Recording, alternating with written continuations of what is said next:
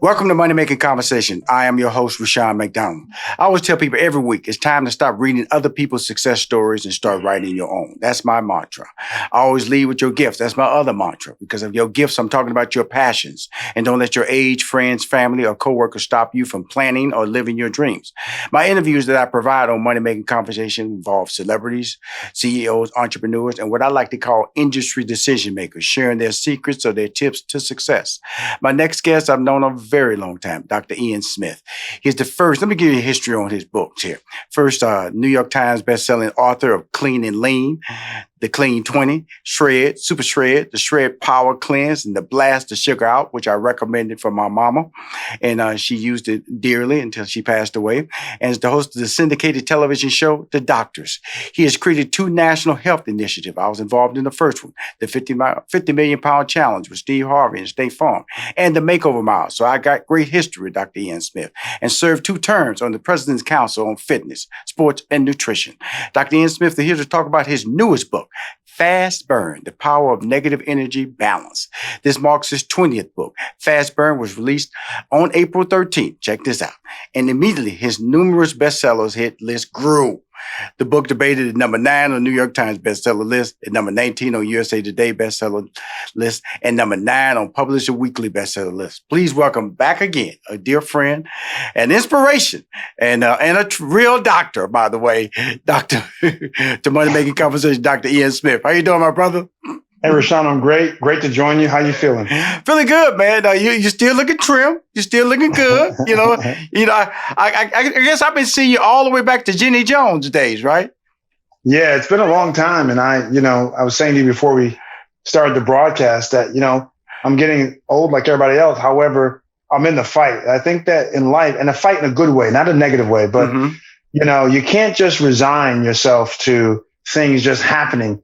You have to say, I'm going to be convicted and determined to make a way out of no way. And so what I try to do all the time is, and I'm not always successful, but I try every day to be a better me. And when it comes to the physical aspect, I work out, I lift a lot of weights. I try to eat better. I'm not perfect in my eating, but I try to eat better. And I think that if people follow just that basic kind of idea that I'm going to be better in my physical movement, better in my nutritional intake, I think people be happier, look better, and feel better.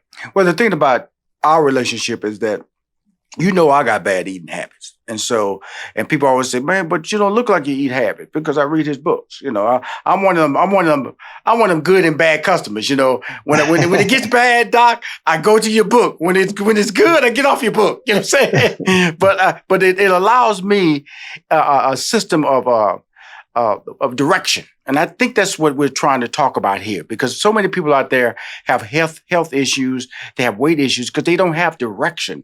And also direction that's, I think, is tied to common sense. And that's what I've always felt, that your books are tied to common sense, correct? Yeah, it's interesting you say that, because so many people will say to me, well, on Instagram or Facebook, well, Dr. Ian, I'm doing this and I'm doing that and I'm doing this. But the problem is, it's not that people don't often know what to do or how to do it. It's that they don't have structure, right? You got to have structure. You just can't say, I'm going to eat better. Well, what does that mean? I'm going to exercise better. What does that mean? And so I tell people all the time, what you're doing, what it sounds good, but it's not working. Well, because we need structures in our life. And with Fast Burn, the structure is very simple. It's 9 weeks. It's based on affordable, regular, accessible food. You don't have to go to 5 different grocery stores to buy it, but it's realistic. That's the key, Rushion. A plan is not going to work for people if it's not sustainable and realistic. And so I wrote this plan from the standpoint of the user. What do I mean by that? I mean, I asked 2,000 people in my Facebook group to try out the original draft of the plan. And they gave me their feedback, what they liked, what they didn't like, what worked, what didn't work. The average weight loss was 15 to 17 pounds in 9 weeks. And as much as I helped them, they helped me, because I realized there's certain ways to make it easier. So, for example, things that people typically complain about in a program, I took care of. You can have alcohol on the program. There's pasta, there's bread, there's steak, there's pizza. I mean, all these things that programs say you cannot have. I said you can still have it, but let's do it in a way where we have it in a healthier manner, but equally tasty, right? You can't go healthy and still not be tasty. And so I try to do both and fast burn. And I think that's why people like it. Well, it's going to be proved to be my favorite now because, as I stated earlier, I am not the best patient. If Dr. Ian Smith was my doctor officially, he'd be saying, Rashawn, come on now, stop. You really tripping now. But in your book, you allow me to, I think, eat in proportion, which is really always the key too. And when you eat is the key as well. And like I said, it's also knowing your body, because you talk a little bit about that, because a lot of people don't listen to their body. They don't listen to their body when you're telling you, because that's why I always hear these stories about people talk about, oh, he looks so healthy. Well, I bet you if you went to a doctor, the doctor may have told him he had high blood pressure or high cholesterol level. Talk about that whole process, because your book is, like I said, it's a true guide, but there are steps that they have to take to go along with your book to be successful. Yeah, it's interesting. I think that what people have to understand is that these books are blueprints. Yes. Books are not the Bible. Mm-hmm. This book says this is a guide for you. And the reason why people really like Fast Burn is because it's so customizable. Mm-hmm. Like when you think about it, no one wants to be dictated to what they have to eat every day, mm-hmm. but they do want to have options. So there are options in the book every day. Every meal that has options to it. So mm-hmm. you're vegan, vegetarian, pescatarian, mm-hmm. carnivore, it doesn't matter. You can make it work for you. Mm-hmm. So you have lots of options. Then the other part of it is some people say, well, I don't want to go to a gym. I don't like to go to a gym. Right. I say, no problem. Chapter 13. These are all at-home exercises you can do without a gym membership, without the need for machines. 30 minutes, 4 or 5 days a week. And you know what? You can break it up. 15 minutes in the morning, 15 in the afternoon. Mm-hmm. So I think that people really are looking for plans that are allowing them not just to diet, Rashawn, for the short term, but to make lifestyle changes. Right. That's what I'm interested in. I'm interested in you making a lifestyle change that you can live with. Right. And so do I want you to be perfect? No. Do I expect you to be perfect? Absolutely not. But let me give you an example. If you know you're going out to dinner and you know you're going to a place that doesn't have the healthiest of foods, I want you in your mind to say, you know what, tonight we're eating at so-and-so restaurant where it's not a lot of great choices. So for breakfast and lunch, I'm going to be really good. Right. I'm going to really make sure that I make smart decisions. So when dinner time comes and I have whatever I'm going to have, I don't feel guilty, number one. And number two, it's not going to really hurt me because I ate so well earlier in the day. That to me is the better way to live life. You don't want to always be on a restricted, heavily specified program. I want you to do a fast burn for 9 weeks. Then I want you to put it on the shelf and say, okay, now I am prepared in all the situations that come at me to make better decisions. Well, the better decision part comes into what we're talking about. Your career has always been tied to. I'm lead the book a little bit because your role as host of The Doctors, which was groundbreaking to me.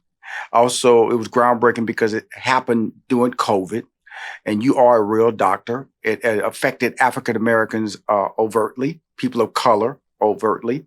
And so with that being said, your role, as happy as we were, because you came on my show, we talked about it, what you were going to do, but we all thought that COVID would kind of like come and go. And now we see it's not going to go at all. It's kind of like going to be like the flu. We're going to have seasonal COVID-19 shots. We'll talk 2 questions. First question is, coming into perspective, your role and what you had to play as the host of The Doctors and COVID-19, and then the long term will be my second of us living with COVID. Yeah, 2 great questions. So the reason why I agreed to host the show this year was because if you think back before this year, there was a lot of misinformation, a lot of, uncredible, discredible information that was being disseminated from the White House on down. Yes. And I felt like the country was confused and that doctors and scientists were not leading the conversation. If you're in a health crisis, the doctors and scientists need to lead the discussion. If you're in a financial crisis, the economists need to lead the discussion. Right. I mean, this is just how it works. And so I felt like we had spent a year spinning our wheels, listening to all kinds of nonsense. And so this, to me personally, was a great opportunity to be on a big show with a big flat platform to bring in experts to talk about the issues. And I also want to bring in diverse experts. Yes. Because experts come in all shapes and sizes and all colors and backgrounds. So I wanted to bring people from all walks of life and all experts from all different voices to come in on the show. So that to me personally was very important. And I think we did a great job of being able to communicate to the rest of the country all things related to COVID, whether it was vaccines, treatment, people who are long haulers, how do you raise kids during COVID? How do you date during COVID? All these topics were important. And I think that when I look back at my career, this will have been a very important year because I had some small say in shaping the conversation around COVID and dealing with COVID, and also trying to get people on air to talk about it in a credible way.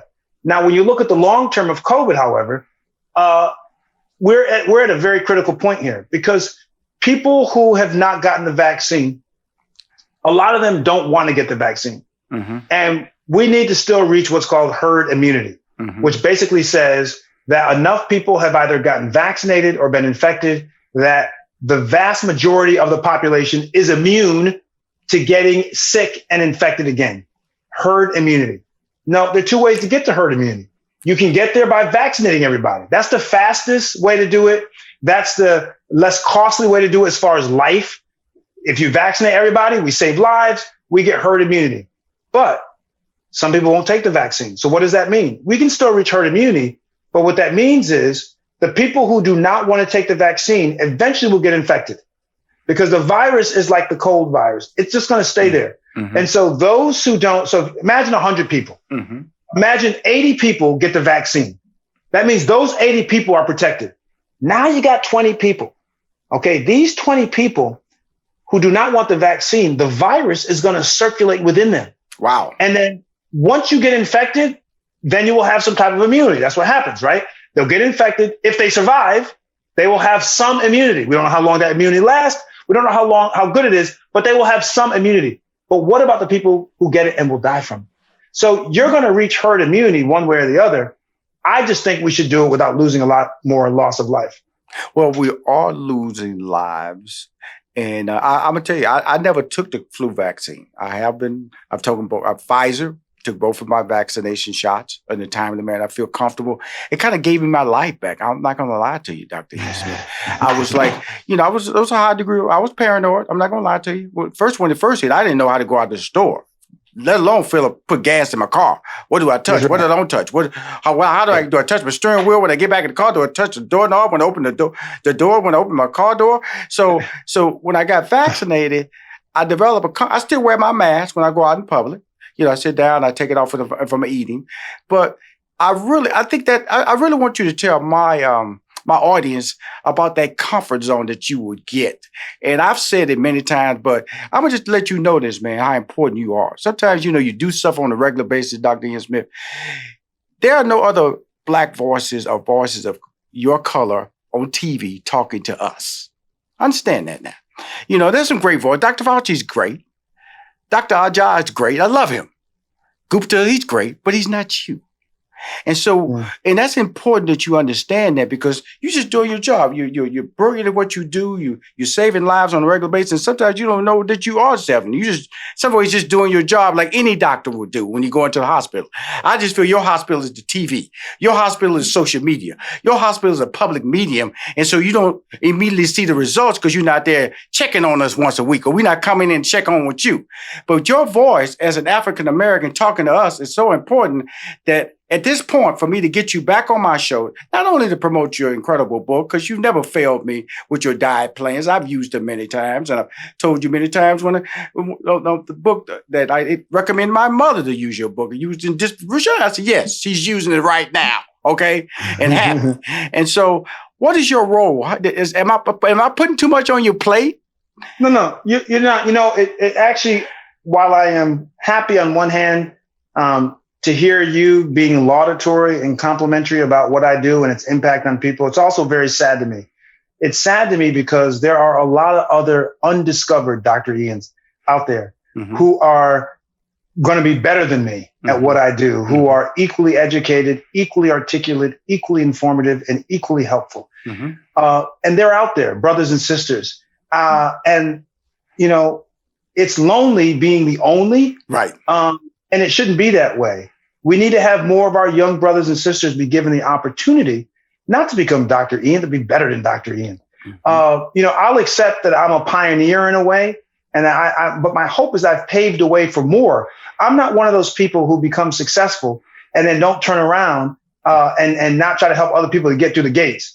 I want as many of us to get through the gates as possible. And I'm just hoping that in this time, this moment of racial awakening and awareness, that people will reevaluate all aspects of our society and look at TV and look at the people who we bring on to talk about education and law and politics and medicine, and realize we got to have diverse voices talking. It just can't be the same people all the time. So while I've been very blessed to have my platform, and you guys invite me always to be on your platforms, there are a lot of younger brothers and sisters who can do the same thing. And I want them to have a chance. As I said to you before the show started, listen, man, I'm getting older. I've been doing this for almost 25 years. Yes. It's time for me to go out and play more golf and be with my family. And I still write books, but I want to leave the stage and hand it off to somebody else. But people who are in charge of who gets on the stage need to have the awareness and the open-mindedness to bring others in. And that's what's important to me, Rushion, is that other people get a chance to voice. I am not uniquely intelligent. There are other intelligent people who've gone to great schools, who have great information, who can say the same thing, if not say it in a better way than I say it. I want them to have a voice and have an audience. So I'm hoping that when people look back on my career, they will say, not how many bestsellers that I have in books, but that they'll say, you know what? Dr. Ian Smith was a pioneer, and he opened the doors for all these people to be able to come on and talk to the world and represent us as African Americans in a respectful, proud, and professional manner. Okay, cool. No, as they say, you said some great things, sir. Thank you. But I gotta, it's rebuttal on you.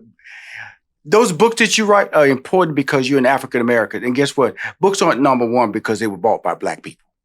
So that means that you have cleared the way as a pioneer for people to respect medical advice, diet advice, life advice from a person that doesn't look like them. That's why you're important. That's why I can't push you aside. As you say, I'm ready to go play golf. Got all that. That's what vacations are for. Okay. We're talking about legacy creates a path. You know what I'm saying? I'm talking about when I'm in trouble, I need my voice. When I was growing up, man, before the Fauci's and all the world, Dr. Welby, MD, that was my man. All right. And so these are the things that we grow up on. I'm just saying is that you have become an institution. And I'm just telling you to slow down, Doc. Okay. And realize that, be appreciative of what I'm saying about you. I know you are. I know me and you go way back, but 25 years is just 25 years. Now if you come on the show, come on the show with a pot belly, gray beard, and you're looking, I'm gonna say this might be our last interview with Dr. Ian Smith. Right? He looking pretty bad. Can you find his twin brother? Does his twin brother look like that? Or his twin brother looking? We really got problems. But you are not doing that. You're stabilizing yourself. And this is why I say you can't go away. Because see, now we're battling age. Because see, what happens is people stop dreaming when they hit a certain age. They start at 50, they go, oh, I can't do that. 60, I can't go. See, I know it's 70, 80, 90. You still going to be Dr. Ian Smith. We might be on book 30 by then. You might be, you're going to be on another council. You can still telling us the direction. And the reason I look at you this way, the reason I have to talk to you is this way, and I know you're going to have a comment about this, and I want it, is that the next battle, where you at right now, is letting people know age should not define your dream. Am I correct about that? Let me tell you something. A statement I came up with recently that I'm starting to like, and I say it more and more. Even if you live to be 100, life is still short. And by that, I mean is that you are never too old to dream, to chase dreams, to form new dreams. Think about it. Life is so short. You should spend the entirety of your life in the pursuit of fun and happiness and your dreams. Right. And it's not just about checking things off of a list, by the way, because when I check something off a list, I add something else because that is what keeps me going. You want to keep going. And so I agree with you that, as we age, we tend to think, well, it's a different season of your life. Well, yeah, life is seasons, but that does not mean, Rushion, that you stop the pursuit, that you stop the dreaming, that you stop looking up at the stars and thinking and wondering. Those things, I think, are the true texture and magic and beauty of our life. Absolutely. Now, the book Fast Burn, let's a 9-week program. The program is broken down into 3 parts. We're going to talk about ignition, intermission, and acceleration. Now, before we go there, when you say that the power of negative energy balance, what exactly does that mean? Yeah, before I explain that, let me just say to people listening, go to my Facebook group. We got 12,000 people doing Fast Burn together. The Facebook group's name is called Fast Burn Challenge. Mm-hmm. Fast Burn Challenge. And if you're not on Facebook, you can do it through my Instagram, which is at Dr. Ian Smith. Spell the doctor out, I-A-N Smith. Let me explain to you the subtitle, The Power of Negative Energy Balance. In life, we want positive energy. That's karmic spiritual energy. This is different. This is food energy. So food, when we say calories in a food, that's measurement of food energy in the food. Food is energy. And so when you eat more calories than you burn off, Rashawn, you end up having what's called positive energy balance. You have more calories than you burned off. The body has to do something with that energy. Energy just doesn't disappear. That's not how it works. Mm-hmm. What does the body do with that extra energy? It stores it as fat. Fat is the storage form of energy.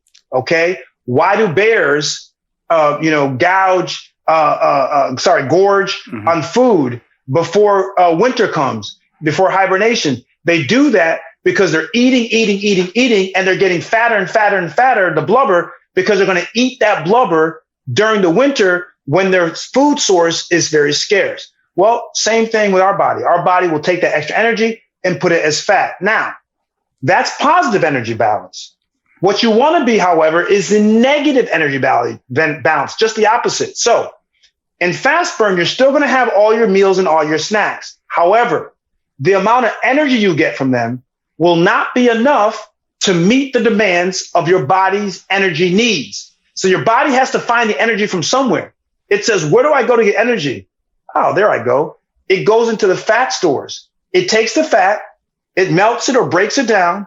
It converts it into fuel that your body can use. So when you're in a negative energy balance state, that is when you drive into those fat stores and break that fat down. And that's why on fast burn, not only are people losing 15 to 17 pounds on average in 9 weeks, but they're noticing 6, 7, 8 inches gone around their midsection because the book is putting them into this negative energy balance state.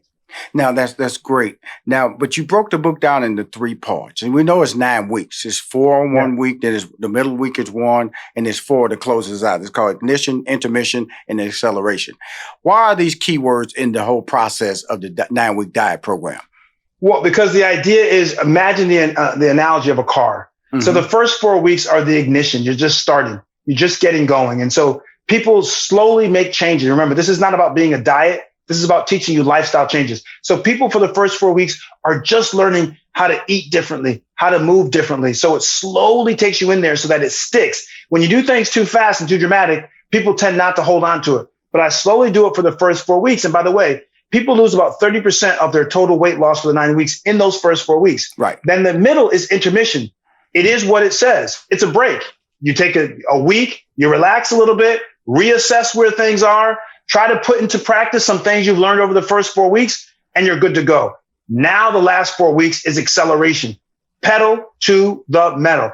That's when we're really driving into our fat stores, really melting that fat, really losing the weight, really getting into that nice sculpted look, that change in appearance, mm-hmm. and the change in how we feel situation. And so that's what acceleration is. Those are the 9 weeks. If you've hit your target, you put the book up, and now you learn how to make the right decisions. If you haven't hit your target, you do another cycle until you've gotten all the way off that you want it. But that is how the book is built. Well, this is your 20th book. I just got to ask this question. What have you learned in each book? Because each one has a different take, a different chemical makeup, a different reason why you're attacking. They're never the same book. I can attest to that. They all have a different scope of knowledge that you're providing us about our bodies. What have you learned from book to book? This book, I learned that, number one, that people are able to do different types of intermittent fasting. Mm-hmm. That even though the science may say that time restricted feeding is the best type of intermittent fasting for results, that doesn't work for everyone. Everyone can't necessarily follow that plan. That's why I use the 5-2 method in the book also. So I learned that People need to choose an intermittent fasting strategy that works for best for them. The other thing I learned is that you actually can keep into a program some of the, I won't call them cheat foods, but some of the fun foods that people enjoy. You can still keep them in a program, but keep them in a way that people do not feel deprived, but they also are not overindulging, and you can still help them lose weight. Well, the whole process is this. Just a little publicity here. I know you said the word listening.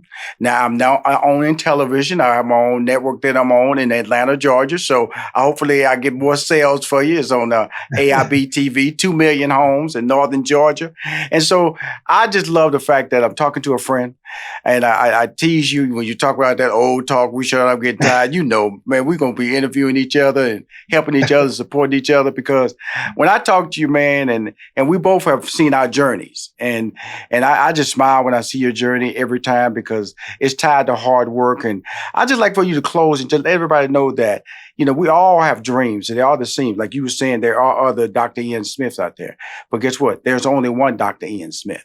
And that's what allows me to say that you are a blessing and you have to continue to win. With that being said, what are your closing thoughts? My closing thoughts are very simple, that life is very fragile and very precious. And when you value life, your own life, that means you automatically value the life of others. That we have to live and comport ourselves in a way where we're respectful to our other lives and to the environment, but also that we are always chasing. We're chasing to be better. We're chasing to be happy. We're chasing to fulfill our dreams. When you have that type of drive in your life, every day you get up like I do, and you say to yourself, I'm going to squeeze the most out of this day because tomorrow is not promised to any of us. So I thank you for being a friend. I thank you for always having me on your show. And I encourage others out there who I may never meet that you can do it too. Absolutely. Thank you, Dr. Ian Smith, for coming on my show. Fast Burn, the power of negative energy balance. Buy it right now. Get it right now.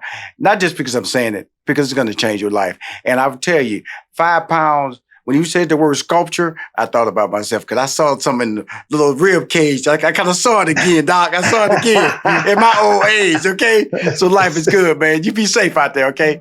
You too. Love you, man. Take care. Thank you. I appreciate it. If you want to see or hear Money Making Conversation, please go to moneymakingconversation.com. I'm Rushion McDonald. I am your host. Hey, Doc, man. Thank you, brother.